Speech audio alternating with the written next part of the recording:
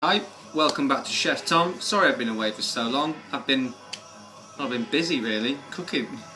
Today's episode will be very short and sweet. We'll get that in a minute. We're going to make some flapjacks. So for this you will need oats,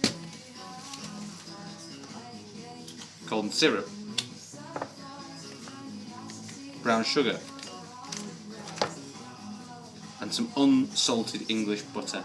Very important you go for the unsalted version, as no one, I presume, would like the taste of salt in their mouth. Let's get started. First things first, you're obviously going to need your oats, aren't you, for a flapjack? I'm using Quaker oats today. You could use any sort of oats you like, but brand name, always better. Funny story, this man here is actually a woman. And I can't even open the box. Guys. So I've just been informed the box opens on the side. There we go. Lovely stuff. So you're going to need about 250 grams. If it ever comes out. Come on. Oh, it's not doing well today. Not a strong opening performance. What's happening here? Why aren't you working? There we go. Oh wow. A lot of oats. Whoop. Okay. It really is quite a lot of those. Because I've got too much.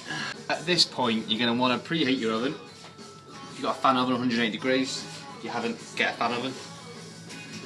Next up, you're going to want to get your butter on a board and chop about, well, not about, exactly 125 grams of butter. That might be enough, it might not be. Let's find out. Oh God, no idea. Finally, 125 grams of brown sugar. Pour that bad boy in. Brown sugar! It's important you get your ratios correct.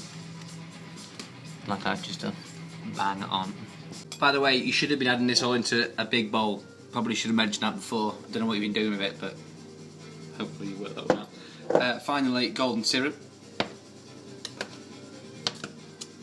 Lovely, lovely golden syrup.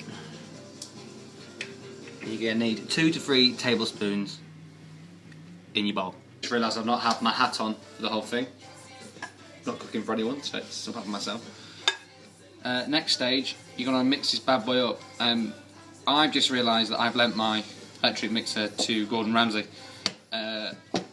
And he hasn't given it back, so I'm going to have to do it by hand, but I would thoroughly recommend you don't do it by hand, because I already can't be bothered. See you in about half an hour.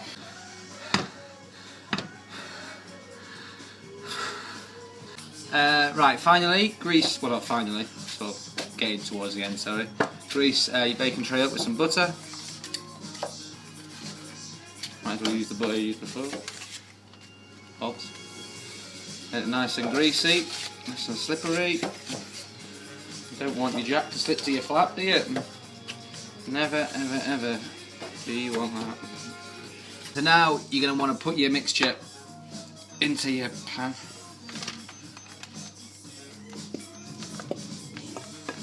Square baking tray, preferable. Again, I think my square one is with Gordon Ramsay. I love my stuff. Press it down.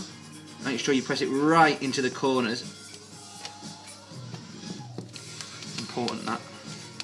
It's not going to be an issue because we've buttered it up, so it should be fine. Don't turn your hob on. That's not preferable. Okay, so this looks slightly wrong. Ignore that bit.